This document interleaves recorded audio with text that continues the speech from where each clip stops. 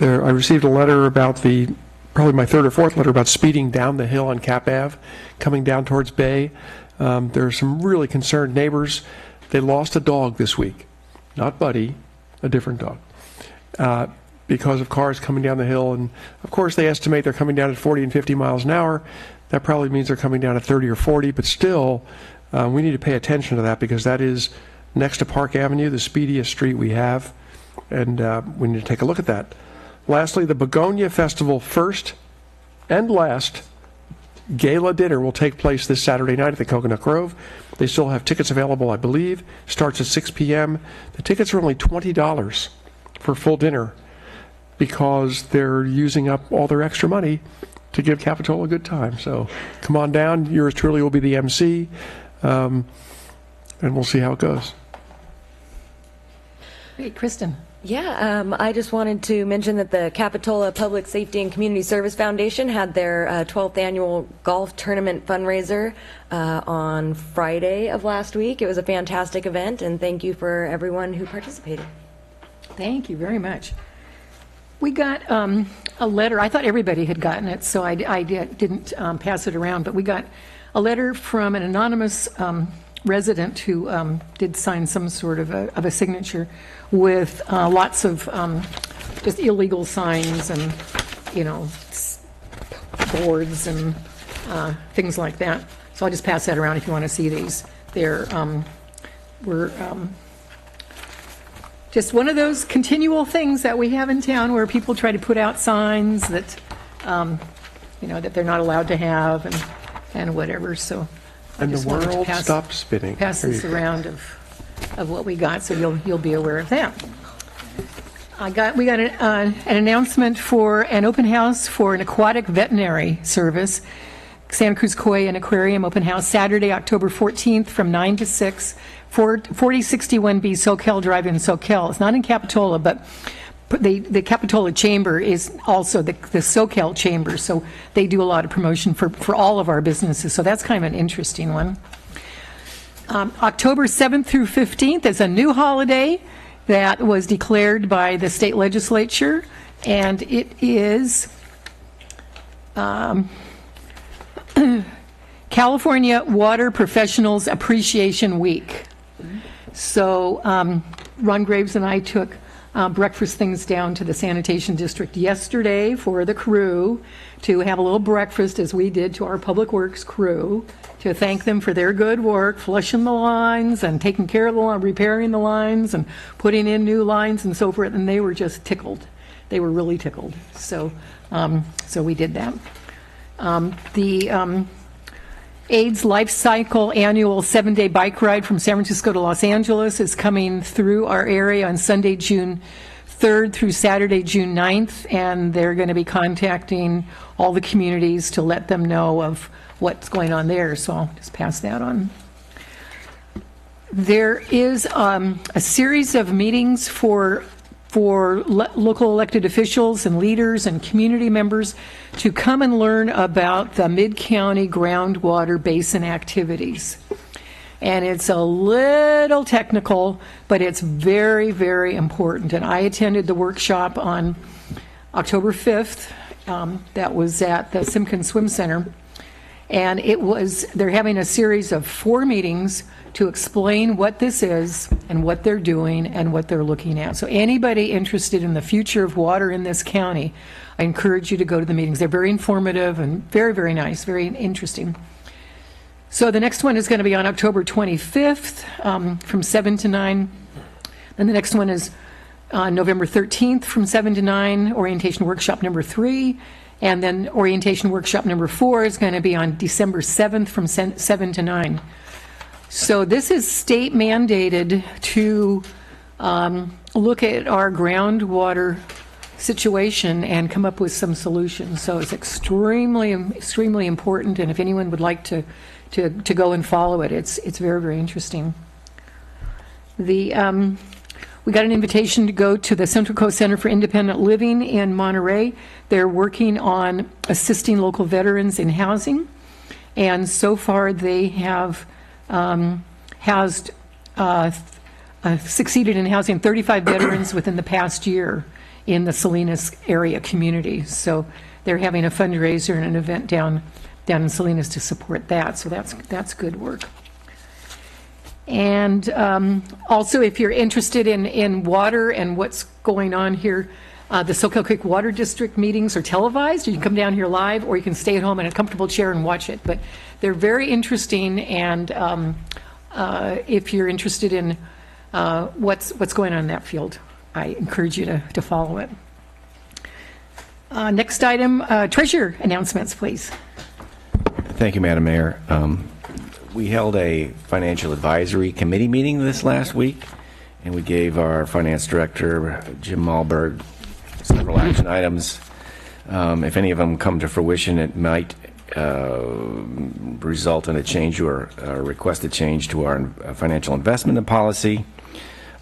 We looked into, gave him the action item to look into PERS liability, possibly prepaying that more than required, looking into sweep accounts, and finally continuing to pursue more aggressive investment policies, which it turns out we would be unique in terms of government agencies doing something like that. But nevertheless, we haven't let go of that yet, and we've got some nibbles from various fund managers who say, yeah, this is not a hard thing. So if anything comes of any of those action items, we'll hopefully get something on the agenda item and present it to you. Thank you. Any other staff announcements? First, just wanted to let the council know that we plan to dive the wharf next week, which is part of the engineering contract that we authorized at the last council meeting to inspect the pilings and begin the process for design of the wharf. Second announcement I have, as I mentioned at the end of the last meeting, we will be putting on a Capitola Leadership Academy this winter. Applications are available on our website for anyone who's interested in engaging with the city or otherwise participating in public activities within the city of Capitola. It's an excellent opportunity to learn a little bit about the city and our associated and affiliated agencies. Thank you. Mr. Gruno, good evening. Good evening, Madam Mayor, members of the council. It's my pleasure this evening to introduce our new assistant planner, Matt Orbach. Matt was selected from a very competitive pool of candidates. We had over 80 applicants for the position. We interviewed about 10 of them, and Matt clearly rose above the field, and we're really excited to have him on board. Matt's a Santa Cruz native. He was born in Dominican Hospital, went to UCSC to get a bachelor's degree, and has a master's in planning from Cal Poly. Matt most recently worked at San Juan Bautista, where he was a community development director of a two-person department. And prior to that, he also worked as an assistant planner for the Soquel Creek Water District. So we're excited to have Matt, and I'd ask you to welcome him on board. Thank you. Thank you. Welcome, Matt. Thank you, Mayor Harlan and other council members. I've actually also worked for Soquel Creek Water District, which is why I've met Mayor Harlan, Councilmember Bertrand, and City Manager Goldstein as well. So look forward to meeting the rest of you and tackling some interesting planning challenges that are far different from the ones in San Juan Bautista. So, thank you. Thank you very much. We're really happy to have you. Cool. Great. So I think I recall when you were at the Soquel Water District, you were dealing a lot with outreach also. That was one of your responsibilities? I was actually a public outreach specialist for Soquel Creek Water District, but Melanie Schumacher knew that I had the planning background, so that's why I was also working with the Santa Cruz Mid-County Groundwater Agency, which you were just announcing things about earlier. And I'm still in touch with them. I've had lunch recently with Laura Brown and Darcy Pruitt, and so I still keep tabs on everything there as well. So, Great. Great. Yeah. Thank you. Great. Mm-hmm. Wonderful. Thank you very much and welcome. Yeah, well. Thank you. And I'm also a new Capitola resident, too, by the way. My wife and I and a 16-month-old baby girl just bought a condo on 38th in April. So, wonderful. We're on the border, but we're in Capitola. But to get mail, we have to list Santa Cruz. So. Wonderful. Thank you very much. Yeah. Thank you very much. Any other staff announcements or staff comments? Then we'll go on to the consent calendar, and I have a quick question on G, and Ed wants to quick question on A. Well, when we get to the general, oh, okay, that's not general. Oh, okay, but I'd like sorry. to pull G if we can do that. Okay, yeah, we'll pull G. Okay. Any others anyone would like to pull? Any others that the audience members would like to pull for separate discussion? Consent calendar or minor items that we take in one motion? I'll move consent. Second. All in favor? Aye. Opposed? Motion carries unanimously. Item G, my question. Would you like to have a brief staff report on Yes, item please, G? staff report, please. Okay, I think Steve can give that to us. Yeah.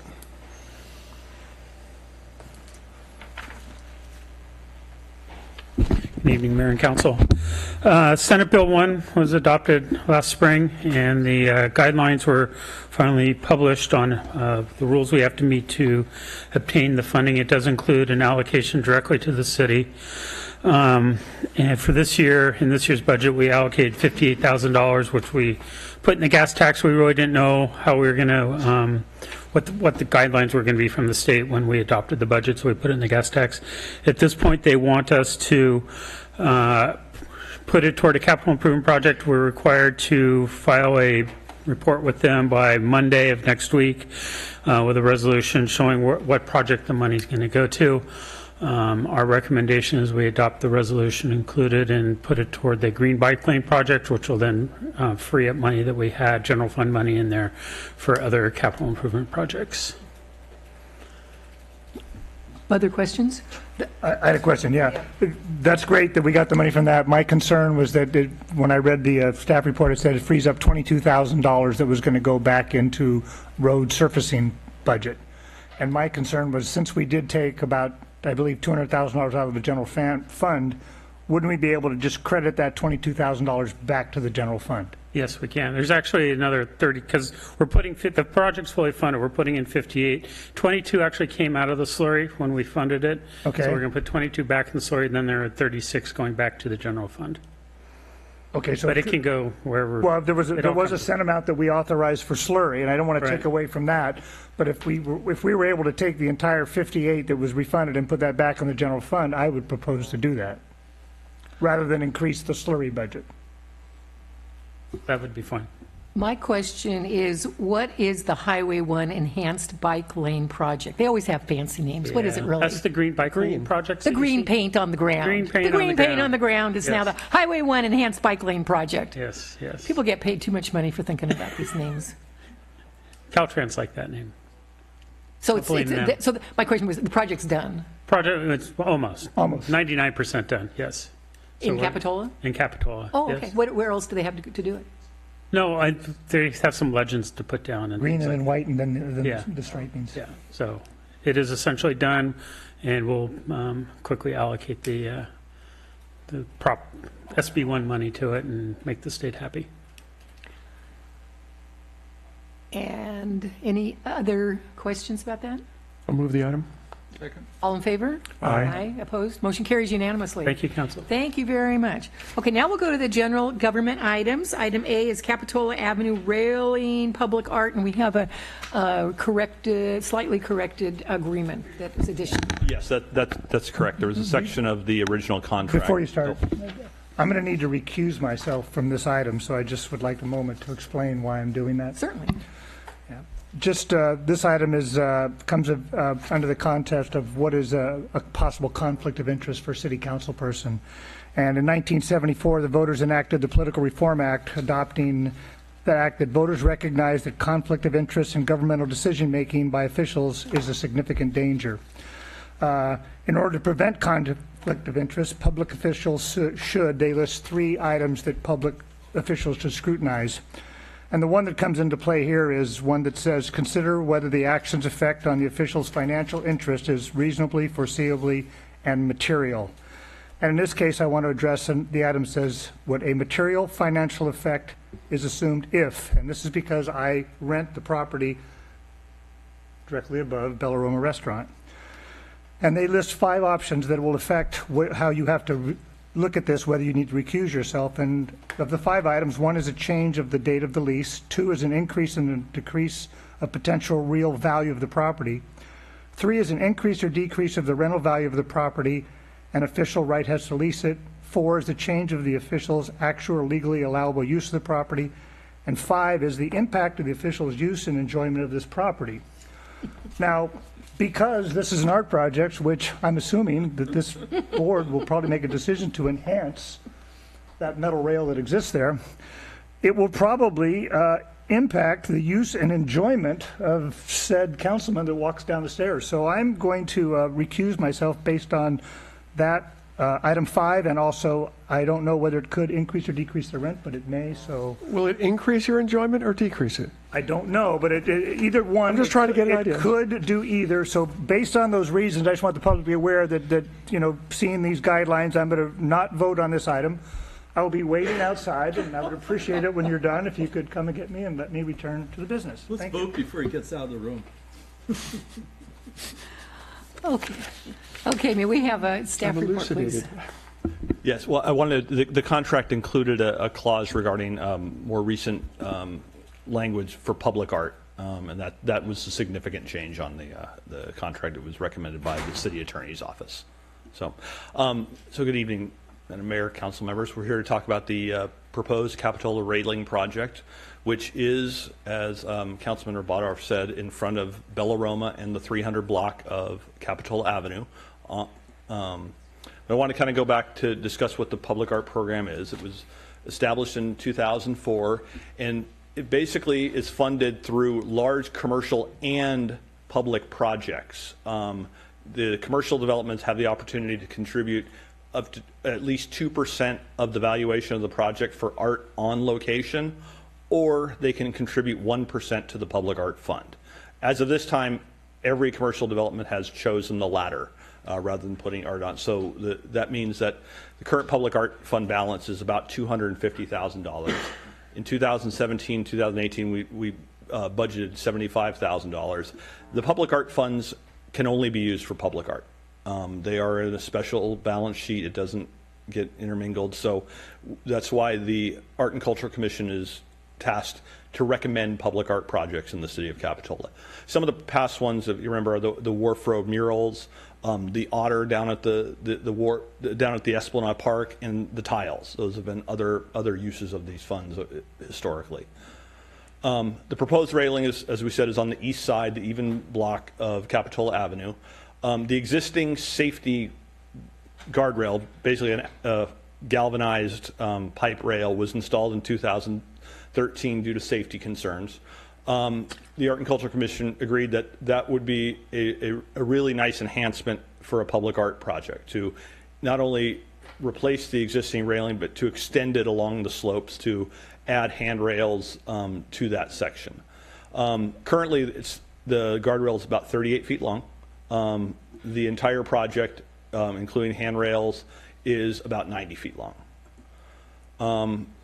We determined through research that about $30,000 was an appropriate budget for this amount of work, based on some other projects.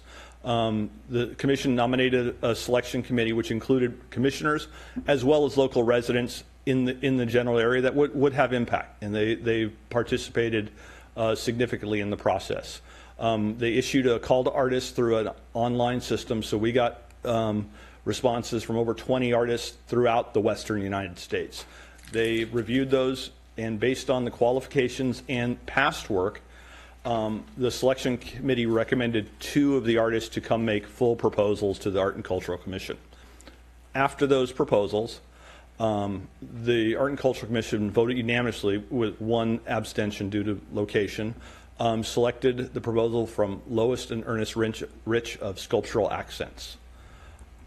I want to give some examples of some of the things that helped them be selected. This is kind of a few pictures of their previous work. As you can see, they've done quite a bit in the railing and other. I think the term they use, and I use as well, functional art. Art that serves a purpose as well as being art. These are some railings. As you can see, they've used some of the ocean motifs, which is one of the things. And this is actually they brought a full kind of full size piece of their proposal, not specifically what's going to end up there, but as a concept. And it really helped sway the Art and Culture Commission. They were very impressed. Yeah, I was wondering whether that was photoshopped when I saw it, or whether they brought something out. They brought something out. That's good. Yes, That's good. It was very, very impressive. Very impressive. So as we mentioned, the proposed railing is ocean themed. And, based on our location, that was one of the directions that the call to artists had. It will meet all required safety and ADA requirements. The railing will be fabricated in sections, so that way, if future capital improvement projects need to make changes to that area, it can be adjusted. That was one of the design criteria, because we do know that down the road there may be some work done in that area. And so now what I'd like to do is I'd like to bring up the artists, Ernest and Lois Rich of Sculptural Accents, to kind of give a little more detail, and after the presentation, we'd love to take some questions. Thank you. Good evening. Welcome. Good evening, Madam Mayor and council members. This is Lois. I'm Ernie. Welcome. Thank you for coming. We've enjoyed this process of, we saw this pop up on the cafe, which you apply to these things, and we said, ooh, Capitola, because we come down here a lot anyway, so we thought, well, it's a great place to work. So we were kind of excited to be selected. We specialize in functional art, more or less, sculptural and not just functional, but that's our primary. It's fun fitting within the parameters of code requirements. And Larry has helped us figure out what your specific needs are. And I think we've come up with a pretty doable plan that's could be modified at some time in the future if you need to change it without affecting the overall design, which is what we're mostly bringing to it. You have any? If you do, just jump right in. Or if you have any specific questions, just go right ahead. Would you like to go to the next slide? We can go through to show. Sorry. Yeah. Yeah, this was the original concept based off the call.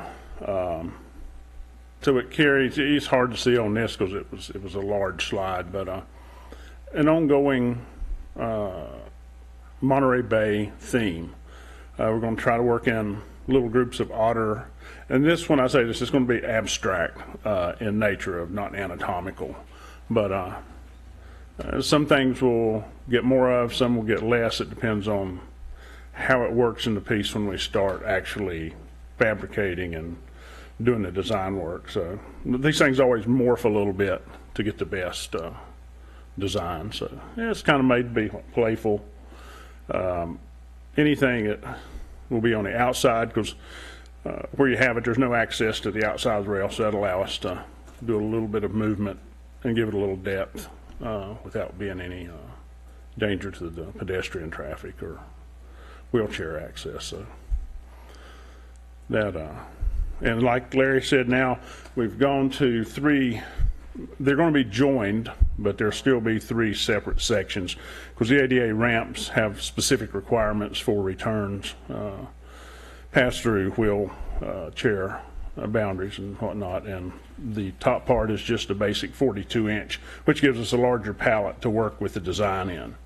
So each post is kind of designed to be a kelp, a bull kelp kind of theme. So, you know, that's the, and like I say, it does morph when you get there, and so it's going to fall within the idea of that. Well, we may be able to, just in the water movement, sometimes you can create like a whale tail. It's not a... Can you speak in the microphone? Oh. Thanks.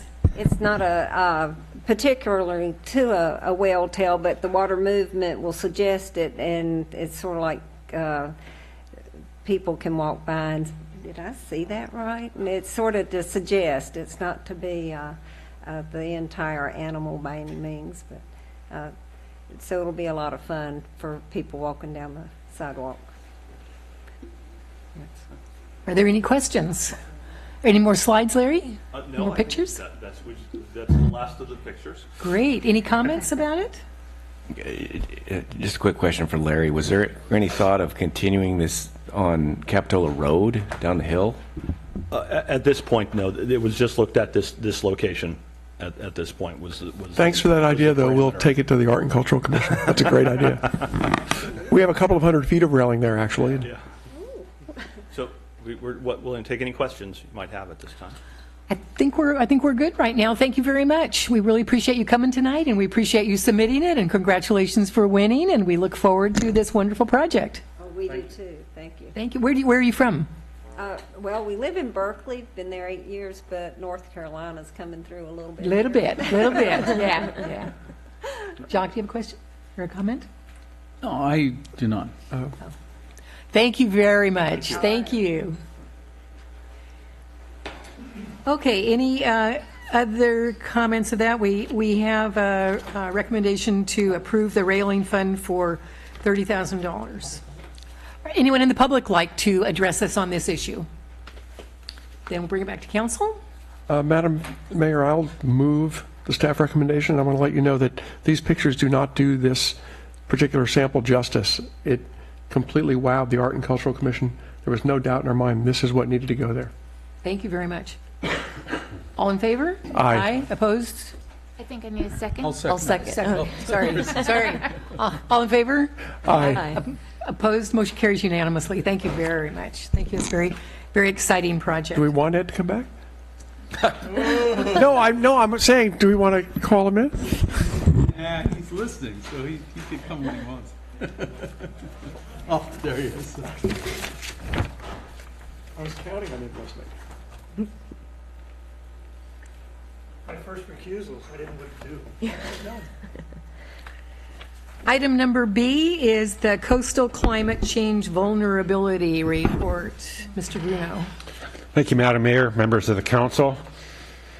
The Coastal Climate Change Vulnerability Report that's before you this evening was funded through a $150,000 grant from the California Coastal Conservancy that was awarded to Monterey County. Along with Monterey County, the County of Santa Cruz, City of Capitola, Moss Landing Marine Labs, and several nonprofit groups partnered in the preparation of this regional study. This just represents the latest city effort to better understand and address the effects of climate change. Beginning in 2010, the city, with AMBAG, prepared a baseline greenhouse gas inventory. We subsequently prepared a sea level rise assessment for Capitola that was used to develop our local hazard mitigation plan. And then in 2013, we prepared an energy action strategy. And in 2015, you adopted the city's first climate action plan. And so this study is just the latest and greatest document for information related to climate change and sea level rise. This study's purpose and intention is to help the city identify appropriate sea level rise adaptation measures in the future. It evaluates the effects of sea level rise on critical coastal infrastructure and public and private improvements over 3 time horizons in 2030, 2060, and 2100. The report also assesses those impacts from different types of coastal hazards, including rising tides, storm flooding, river flooding, and erosion, all which are expected to intensify with rising sea levels. The study also estimates the economic value of vulnerable infrastructure and improvements, and then identifies potential adaptation strategies that the city may consider down the road. Tonight I have with us Ross Clark, who's the program director for the Moss Landing Marine Labs and the Central Coast Wetlands Group. He was the project manager for the study, and he's going to share with us the study results, findings, and conclusions. And so with that, I will turn it over to Ross.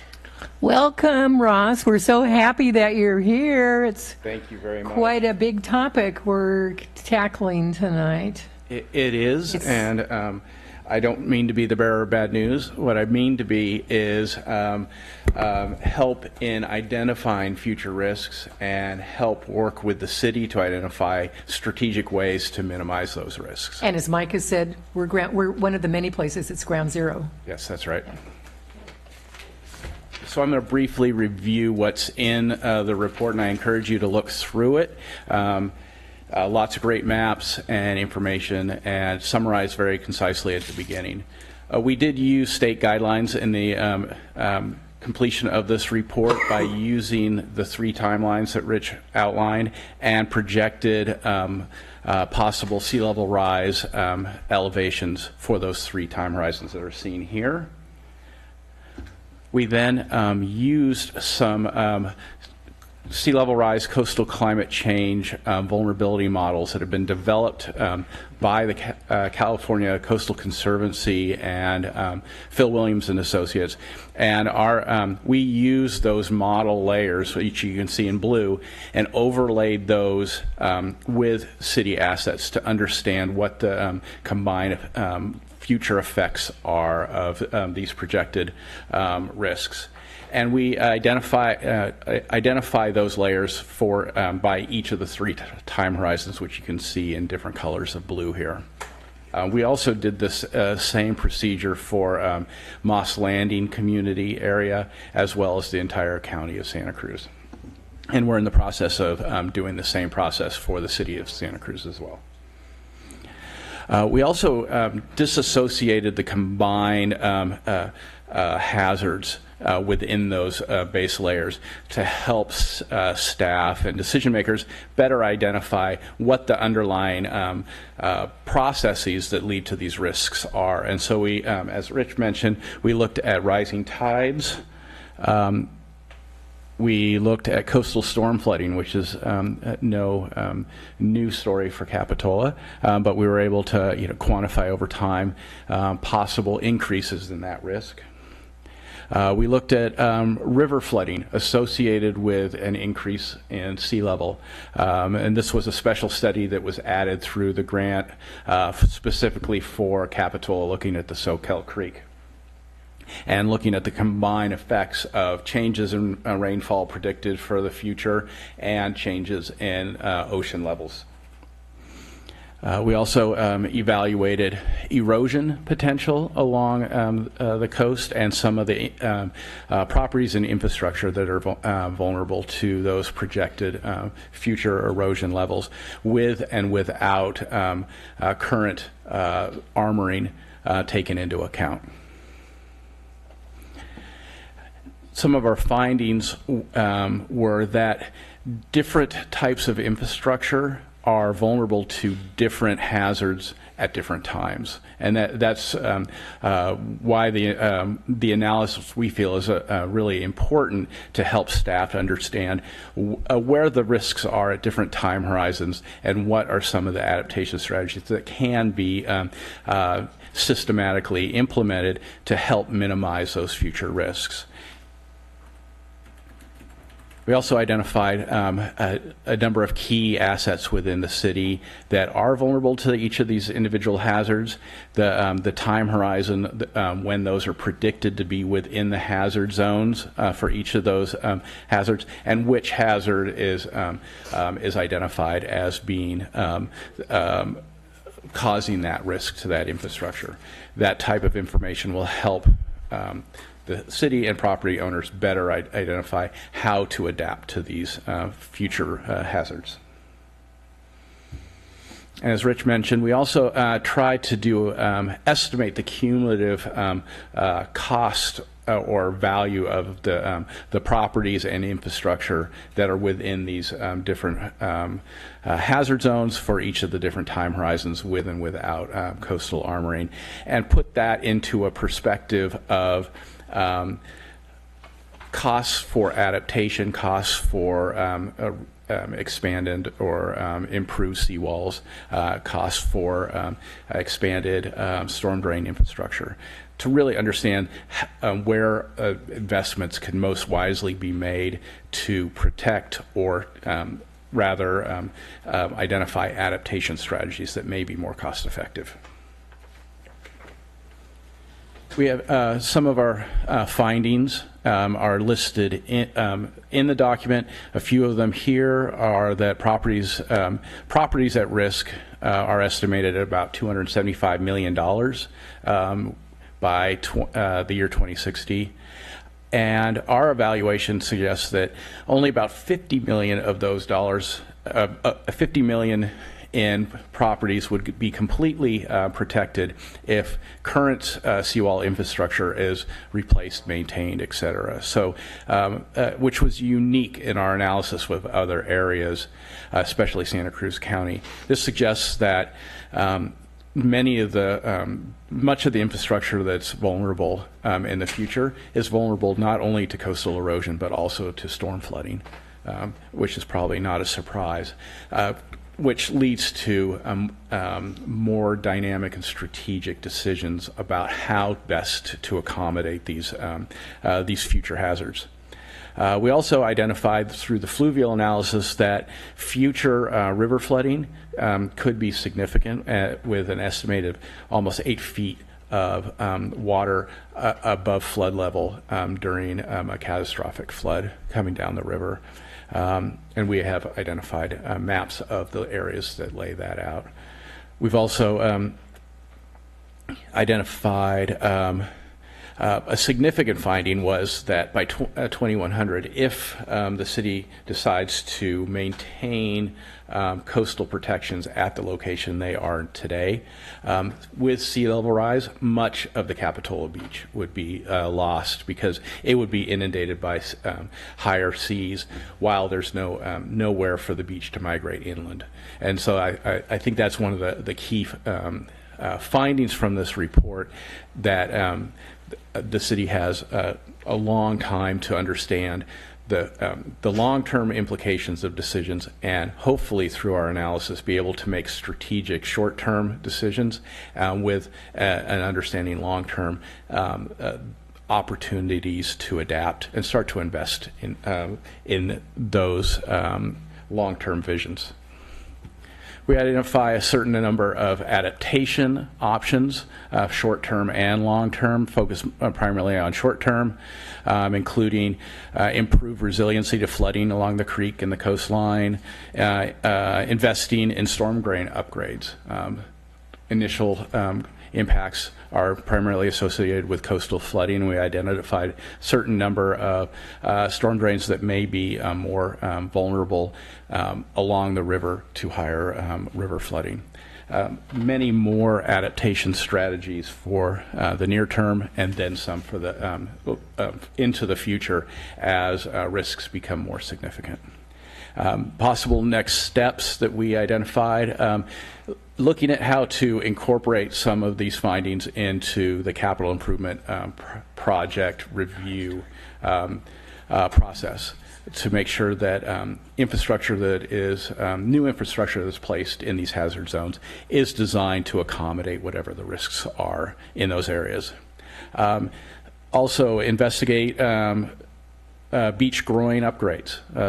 One of the key protective strategies has been put in place in Capitola since the 60s, and then also look at how perhaps beach nourishment may work in combination with those groins to maintain, at least in the shorter term timelines, maintain that beach width. And then we also look at many other important activities, including public outreach and discussion about options and strategies moving forward. And then I highly recommend continuing to support staff in their efforts to participate in regional discussions about climate adaptation. Rich's participation in a number of working groups has led to our ability to get these state funds, and that continued participation I see with state funding that's coming down to help local municipalities be adaptive, will continue with staff like Rich at the table. Any questions? That was a great overview. That's a lot of work. Quite a scope. Any introductory questions first? Then okay, Jack. I think a question that's often on people's minds when we're struggling with this is to try to understand the science behind the scenarios that you're using to make your projections. So if you could comment a little bit about that, what's the validity, how real is this? It's often in public discussion. So that's my first question. My second question is, as the science changes, are you anticipating any better ways to look at what the future could be? I know we can't predict the future. You're creating scenarios to try to understand what it could be. So do you anticipate new developments like the HPP, for instance, that might be better able to give us a grasp of what we can predict and what we could expect? It's an excellent question, and the science is continuing to improve, and we're continuing to learn as we move into the future. And the one thing that I really stressed through this planning process is let's not wait until the science is perfect before we start to understand what likely future hazard areas may be, and then and start deciding what at least short-term adaptation strategies are. The models that were used for this were based on the guidelines from the California Coastal Commission that came out a few years ago, so they're completely in agreement with state guidelines as of right now. Recent science and studies are finding that projected sea level rise may actually be greater than what we used in this study. We did include extreme conditions as one of our evaluations, but some studies are saying that that might not even be sufficient. My response to that is that sea level will be at 4 feet before it is at 5 feet. And so, and what that means is our projected sea level rise for 2100 may occur if some of these new projections are correct in 2090 or 2085. We should still be preparing for those future scenarios, even if the time horizon is less than we currently believe. I appreciate that last comment, and it is something that we should be prepared for, and this body is definitely very appreciative of your report, and we'll look forward to more discussion on this. Thank you. Any questions from the audience? This is a public hearing. Yes, Peter. Got a question. So, did I hear you right in saying that if to basically armor the village with a seawall would basically eliminate the long term, that would just eliminate the beach because the sand needs to migrate inland? That's correct. The predicted ocean levels by 2100 meet much of the current location of the seawall, so we would lose about 90% of the beach area. And you also mentioned the beach groins or the jetties. That would only be a short-term capturing sand for short-term storm surges, but that wouldn't be any kind of a long-term answer. Is that correct? It may get us into mid-century, but we need to be cognizant of the fact that the ocean in front of the beach is going to be rising. If the village behind the beach is not, we have secondary interactions with groundwater, seepage, et cetera, that will provide a conduit for flooding even if we do continue to build our beaches up. So there's a number of factors involved in how these different vulnerabilities play out depending on what our adaptation strategies are. But our findings were that if we hold the line, which is the term, at where our current boundaries between beach and community are, we will be jeopardizing beach over the long term. Thank you. Mike? In view of the Coastal Commission's feelings regarding cladding of the coast, do you think that this report will change their approach in any way? I've had a number of discussions with Coastal Commission staff, and I think as these vulnerability assessments are developed and real on-the-ground adaptation options are evaluated, I think the Coastal Commission is seeing that coastal armoring is one of the tools in the toolbox, and the strategic or the best approach moving forward is to identify what the different options are and try and fit as many into a community strategy as possible. We'll see how that works. Thank you. Yeah, thank you. What do you think about a hotel at the theater site with underground parking? Think the Coastal Commission will approve that? I don't know. Underground or underwater? Underwater parking, sorry, Underwater that's what I meant. Sorry, I misspoke. Any other comments? Okay, our task here is just to accept the report unless there's any other comments or questions. And we sure thank you very much. I'd like to take this to the Commission on the Environment, and actually next time have this come to the Commission on the Environment for review and then come to us afterwards, so that if they have any comments they'd like us to hear, they're an advisory body. And so I'd still like to hear their comments after it goes to them. Yes, Jacques. Do we want to vote on to receive the report, or are we just receiving it? We don't need a vote, I don't believe. Just didn't know if it was required of the grant. We can give you one. We're very good at that. No? Consensus. Just wanted to cover it in case we had a grant that needed a vote. That's all. Thanks. Jacques? So to further the discussion at the COE, which she anticipated my request, I was wondering if Rich could attend that meeting, because I think there's going to be a lot of zoning issues here, and I don't Public Works too, if we're going to have to get on that discussion level too. Is there a possibility of? Okay, I see. Okay, yeah, I almost hesitate to ask, but I really appreciate you extending yourself to help us out, because there's a lot of technical things here, and to get the nuances out of that, what it means to Capitola, that's what we're trying to get to.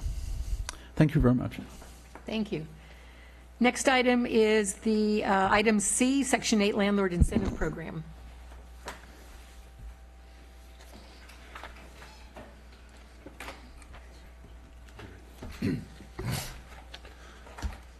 Thank you again, Madam Mayor. In 2015, the City of Capitola participated in a countywide homeless strategic plan, which developed a number of action items, one of them being to develop a landlord outreach and incentive program to increase Section 8 participation amongst landlords. Following the adoption of the strategic plan, there was several stakeholder meetings convened by the Housing Authority, and there was a number of nonprofits and agency members that were involved to help develop what that incentive program would look like. That program is before you this evening, and we are asking for a funding commitment from you and other partner agencies to help the incentive program so they can launch sometime next year. The goal of the program is to encourage more landlords to accept Section 8 voucher holders, with the idea being that more participating landlords would result in more low-income families being assisted with their housing needs. The program would provide insurance to landlords in Section 8 program through a risk mitigation fund. The mitigation fund would cover up to $2,500 for unpaid rent, damages, vacancy loss, and or any legal fees that exceed the security deposit during the first year of tenancy. And the program would be offered to any landlord in Santa Cruz County that participates in the voucher program. The ask tonight is for Capitola to contribute $4,040. That would represent the maximum financial cost of the City of Capitola in any given year. The funds would only be used if an eligible claim is filed within the city limits, and claims are always subject to fund availability. The city does have adequate funds available in its housing successor funds to make the contribution. So staff recommends that you authorize the city manager to allocate the funds out of the housing successor fund for the Section 8 landlord incentive program. And with that, I would like to introduce Jenny Panetta, who's the Executive Director of the County of Santa Cruz Housing Authority. Jenny's recent appointment in that position, I believe she was appointed in May after a long term of service with the Housing Authority. I know she's also, I think, a Santa Cruz native and went to school at UCSC. And so welcome, Jenny, and thank you for being here. Welcome, and thank you very much for being here. Thank you. Good evening, Mayor Harlan and members of the council. My name is Jenny Panetta. I'm the Executive Director of the Housing Authority. As Rich mentioned, I'm fairly new to the position, but I've been with the agency for 15 years, and I absolutely love the work. We are particularly excited about the landlord incentive program because we think that in this rental market, the best way that we can help our families is to better assist our landlords. And ultimately, if the Section 8 program doesn't work for landlords, then it doesn't work, period. So we are excited to work with you on this if we get the opportunity to do so, as well as any other future opportunities for partnership and collaboration with the City of Capitola. I'd be happy to answer any questions that you have about the program. Jacques? Yeah, I have a question. This basically is money we're putting in a fund for the whole county, correct? It's not going to go into a shared pot. Okay, that's so what essentially, each jurisdiction that contributes funds, those funds will be set aside and would be available only if there was an eligible claim for a unit that was within the City of Capitola. Okay, got it. So we're keeping all the funds separate. Okay, thanks. This is a public hearing. Would anyone like to ask a question or speak on this item? Then I'll bring it back to the council. Other questions? I'll move the recommended action. Second. Questions? Oh, yeah, I do have one. Comments? Yeah, I do. Yeah, okay. So I do hear a lot of complaints about how short the period of time is for eligibility. It takes a long time to get on the program, and it's Yes. very hard to find a location, a landlord. So this is going to help in that regard. But is there any possibility that this period could be extended so when a person is looking for a place, they could actually find one? Yes, and we have been doing so. HUD requires that we give voucher holders at least 60 days in which to find a unit. Typically, in a normal rental market, we were giving 60 days and then one additional 60-day extension. Lately, we have been giving a minimum of 9 months for Okay. voucher holders to search for a unit, and we will give additional time on top of that for individuals with disabilities. Okay. How many Section 8 voucher apartments and homes do we have in Santa Cruz County? In Santa Cruz County, we have about 4,500 low-income households that we're assisting through the program, and about 200 of those households are receiving assistance here in the city of Capitola. So it's about 4.5% of our program. And what kind of waiting list do you have?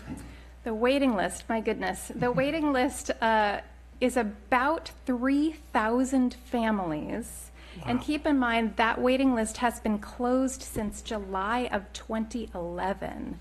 So it's been closed for, 7 years, and we still have 3,000 families that are waiting for assistance. We are actively working through our waiting list. We're issuing about 100 vouchers a month, and a year ago our waiting list was about 10,000. So you can see we're progressing through the waiting list very rapidly at this time. We hope to be able to open the waiting list in the coming year.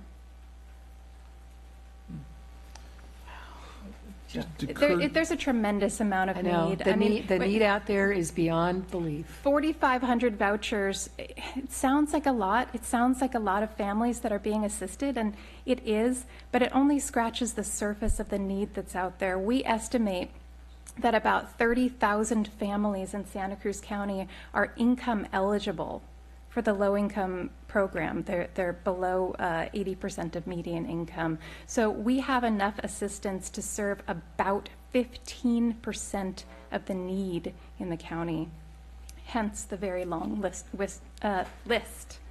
for wait for assistance. How will landlords be made aware of this program? We're going to be actively promoting it. In fact, in a couple of weeks, the county will be celebrating Affordable Housing Week with a number of affordable housing themed activities. One of those activities, one of those events will be a celebration of the all-in landlord partnership, which represents a number of different government organizations, service providers, the housing authorities, et cetera, and we're going to announce a couple of programs at that event in a couple of weeks. This program is one of them. We'll also be reaching out to landlords and property management companies to let them know about the program, and we will be promoting the program to our voucher holders as well, so that when they're out there looking for a unit and they're talking to landlords, they can use this program to help sell themselves to the landlords. Mm-hmm. Other questions? Thank you very much. Thank you. Much. Thank you very much. So we have this program before us tonight, and we're being asked to approve the funds. There's a motion and a second.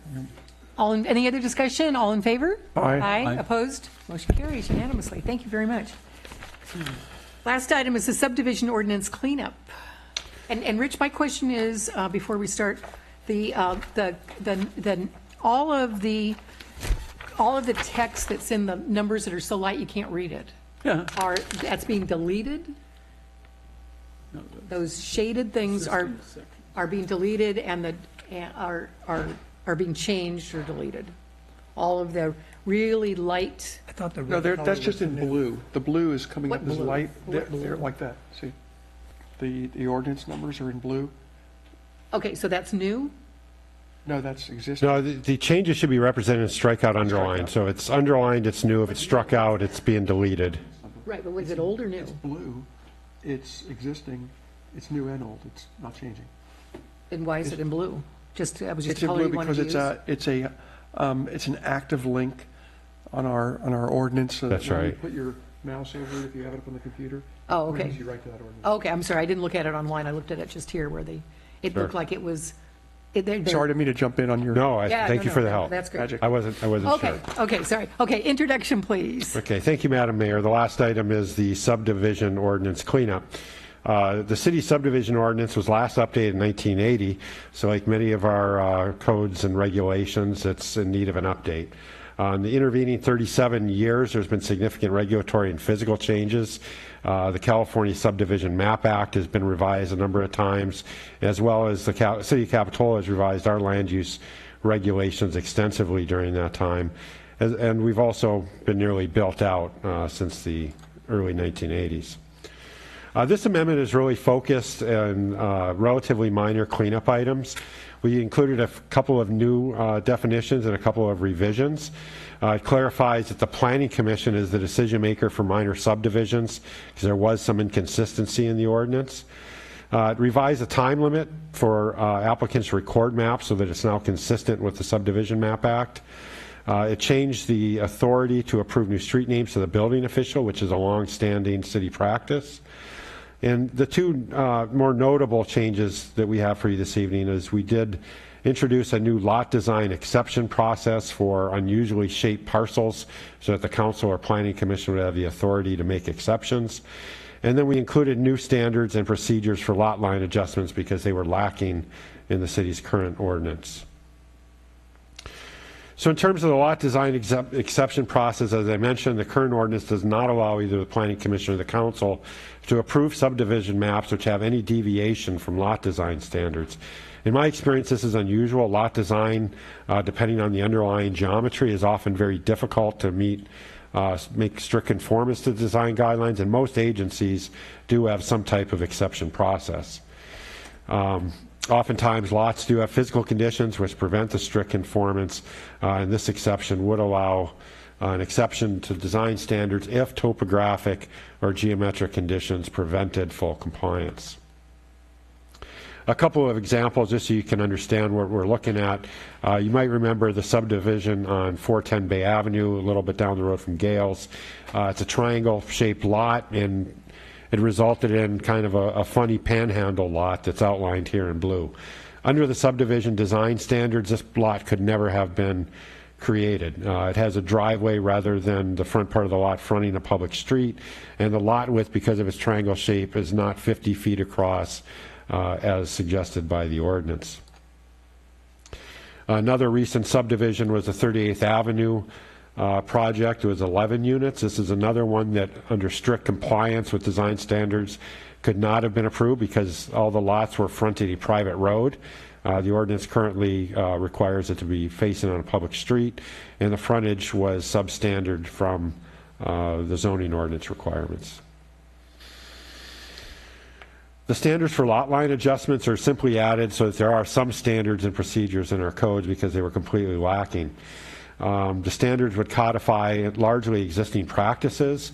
The Community Development Director has been the decision-making authority for lot line adjustments. That would remain the same.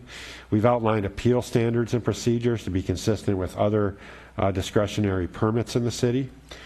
We've given or added a time limit of 1 year for applicants to record a lot line adjustment. They would be eligible to receive a 1-year extension upon application. And then we added some lot line location standards so that lot lines are not relocated to impair legal access or easements, do not include any lots which were never intended as building sites, or which would create an undersized lot or exacerbate an existing nonconformity, whether it be lot size or setbacks. And the findings to approve a lot line adjustment would simply be to comply with the general plan, zoning code, local coastal program, and the California Map Act. And so staff's recommended the council introduce the proposed ordinance this evening and schedule a second reading for October 26th. And that concludes my presentation. Thank you.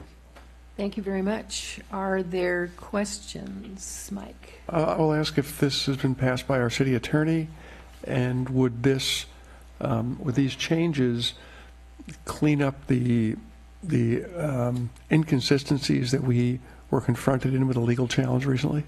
Yeah, we did work with the city attorney's office, particularly after that legal challenge, and it was evident that a design exception process is really needed so that when we get these unusual circumstances, there's a way for the decision maker to handle a project that might meet the intent but not the strict letter of design standards. Wonderful, thank you. Speaking of 38th Avenue, everybody should go over there and take a look at that project. I'm not happy with it. I think it's too dense. There's not enough space between the units, and I think it's too crowded, and it's, you know, it is high density, and there's something to say for it, but take a look at it and see if you think that it's a place you'd like to live and you think that it fits into Capitola. I like it better than the battleship that we approved that went there. Well, yeah, that's true, but I think just take a look at it and see what you think, because as we're going to be talking about high density stuff, that's an example of, some high density that may work, may not, depending on what you think about it.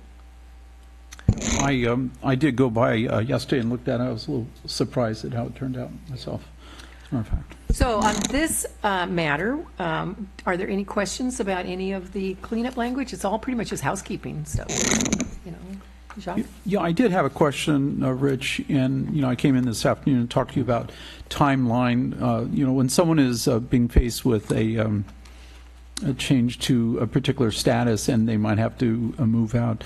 So I've talked to a few people since then, and my sense is that the process will give adequate warning and adequate time for people to adjust their life as that process moves forward. Does that seem to be consistent with your understanding of this code if it's adopted? So I think you're referring to the condo conversion division within that chapter. It's something that we have not proposed any changes to. It's my understanding that there is a notification requirement, which the city council in the past has determined to be appropriate. It's a section of the ordinance that probably should be reworked sometime in the future. It hasn't been a priority of the city in the past, but it's something we could look at down the road.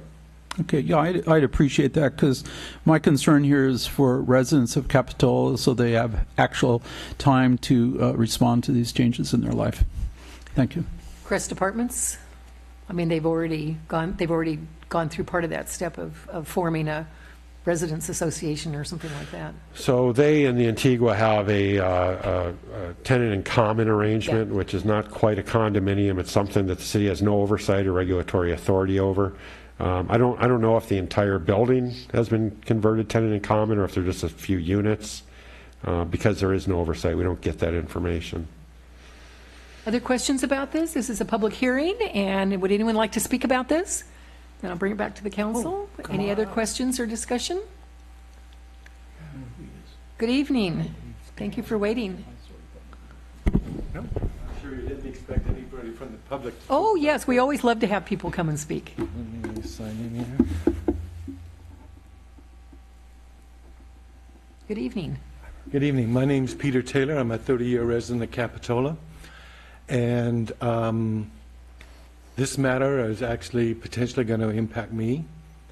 I don't know if the legal letter that was referred to earlier was the one from my attorneys, but my name is Peter Taylor. I'm with, I retained Parkin to represent me in a situation where the property next door was being subdivided.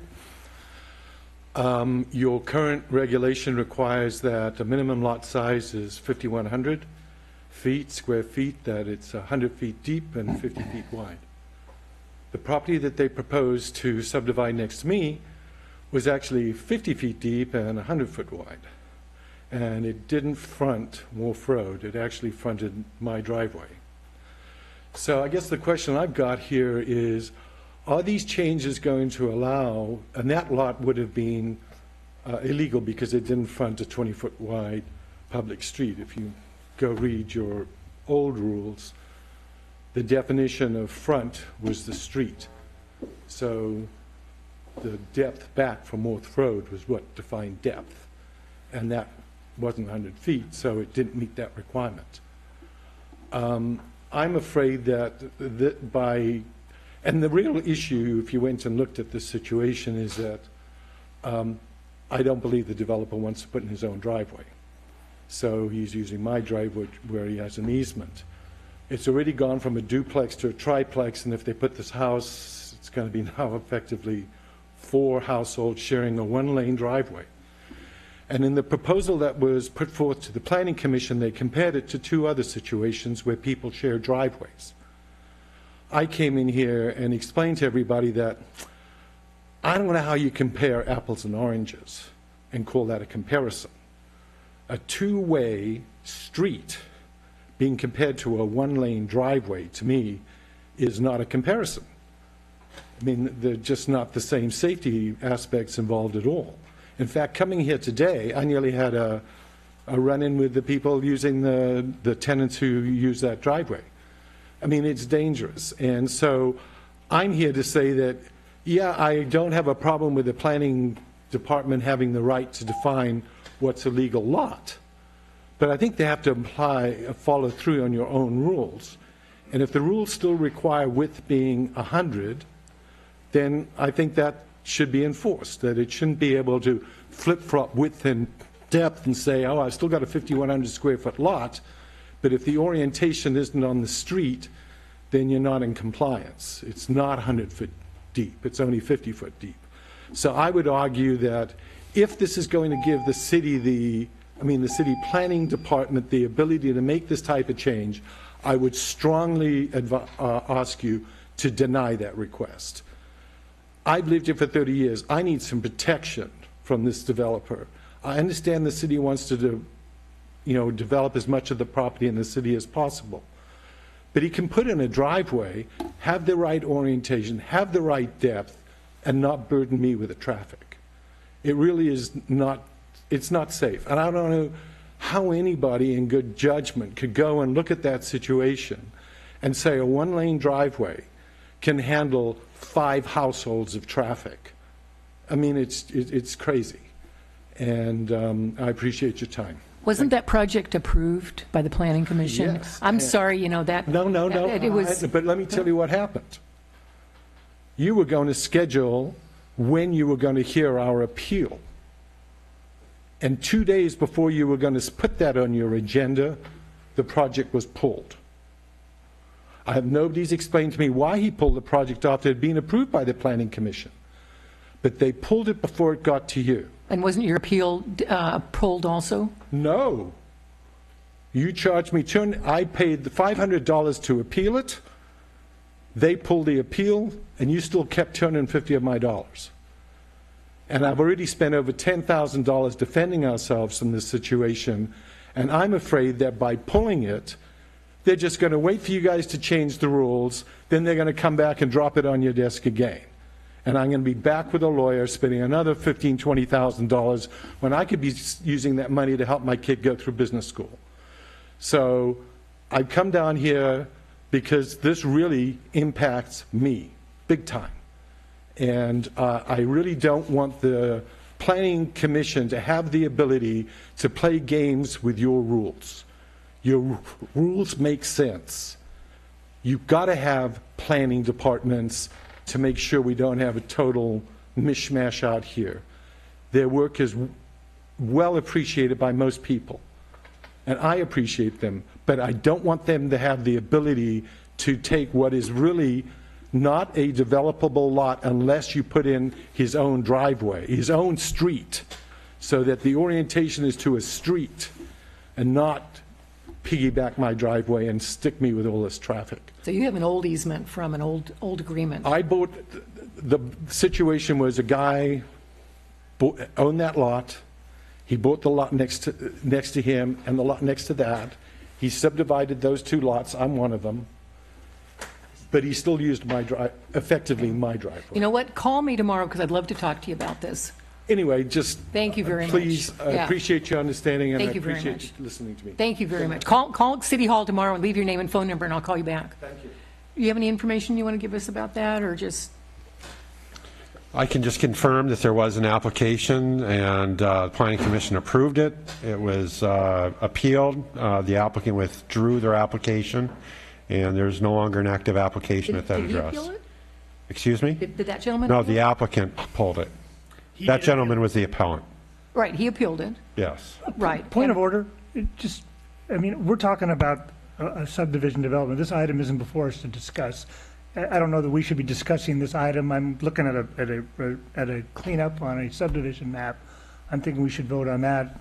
We should. I just wanted to get that straightened in case there was anything left on that Oh, item. that has to come back, and that's a whole different, I'm thinking we're here talking about a subdivision cleanup. Right. I don't know whether it's coming back or not, because where does it stand? Well, The applicant withdrew their application. That's right. Okay, so that doesn't have any effect on this. It doesn't currently. It would provide a design exception theoretically that may assist the applicant, but I would point out that I think the issues are not about the geometry of the lot, but as the speaker attested, he's concerned about extra development next door to him. Any other questions or comments? I'd like to make a motion to adopt staff recommendation. Second? Any other discussion? All in favor? Aye. Opposed? Motion carries. Thank you very much. That's our last item for discussion, unless there's any announcements. Then thank you all very much. We're adjourned.